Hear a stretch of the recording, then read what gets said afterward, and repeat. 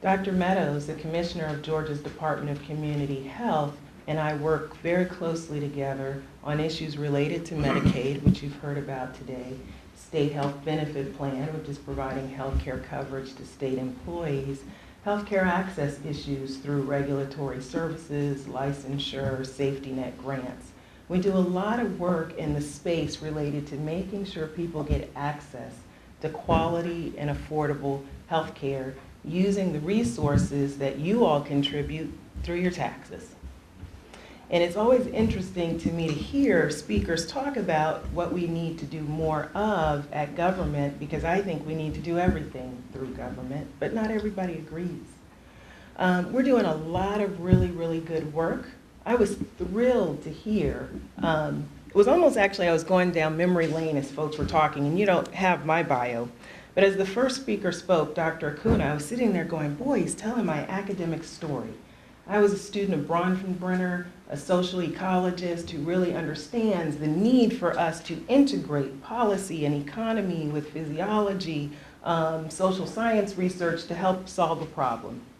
I went down that path of trying to understand everything in a very short period of time, really specifically related to children who had poor health outcomes, when I realized once I understood what I thought the problem was, we needed to have a solution for that problem, which led me into more of a policy focus. So when Dr. Hogue was talking, I was thinking, boy, this is quite interesting, because you actually told my personal story. I have 2 kids. Both of mine were born after I had to have a cerclage, so you know what that is, right? Because I am one of the statistics that you all had on the slide. African American female. I have education. I actually do have a husband. I think he's out there somewhere, right? He's actually picking up the kids as I speak. But at the same time, I also was at risk of having an early or preterm birth and a low birth weight baby for no reason that anyone could explain, right? And so I'm sitting here going, gosh, I thought maybe you'd give me the answer to why I fit into that category, but you didn't, right? So then the economist speaks and she starts to talk to us about, well, people need access to health care. They need coverage. They need to be able to get to a doctor.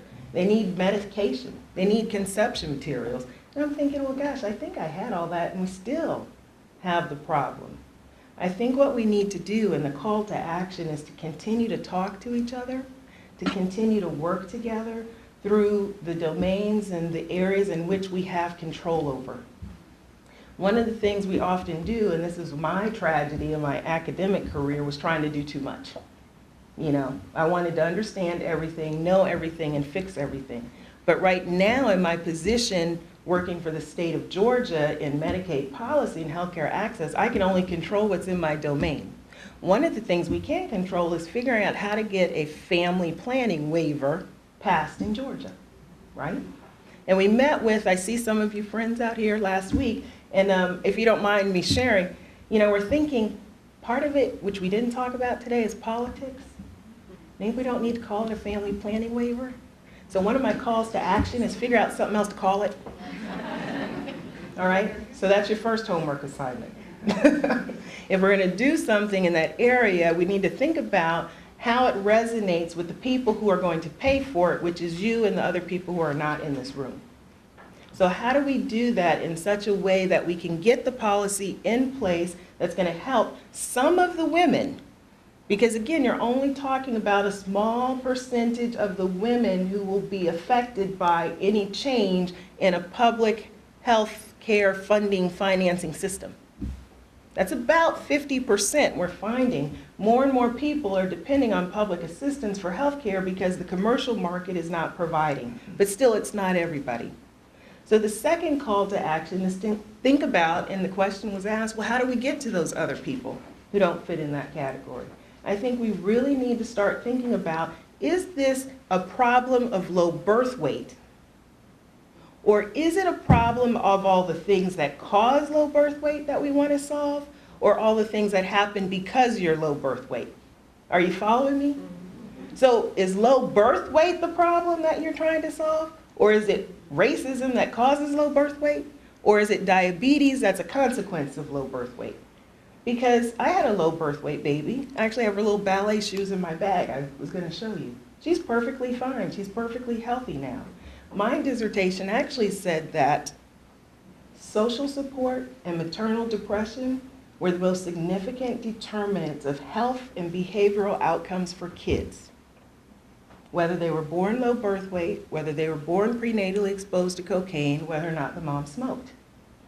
If that child did not have a social support network, and if that child had a mom who was depressed, the child was going to be less likely to thrive physiologically, socially, as well as cognitively. So I think my second charge to you is to think about what is the problem you're really trying to solve and hone in on that. Then what do you do in your life, either personally or professionally, that can have an impact on that? Because if we keep focusing on low birth weight, the buzzword, we're really never going to solve anything other than keep coming up with more reasons why it's there.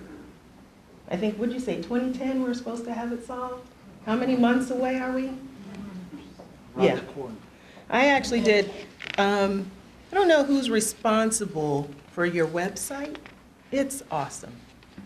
I went on it. Two things. We actually in our department set a goal of having an impact, reducing low birth weight babies by 10% in 5 years. I think it was in our 2007 or 2008 strategic plan. So I was trying to figure out, well, how many children is that? In Fulton County, that's 145. In DeKalb County, that's 126.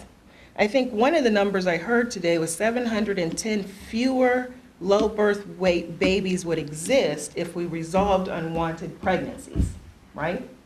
So if you do the math, you can say, boy, we could have a pretty big dent if we focus on that.